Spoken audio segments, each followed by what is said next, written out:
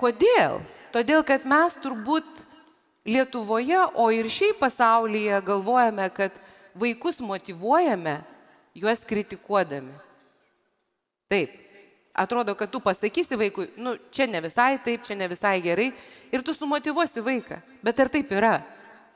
Ar taip yra?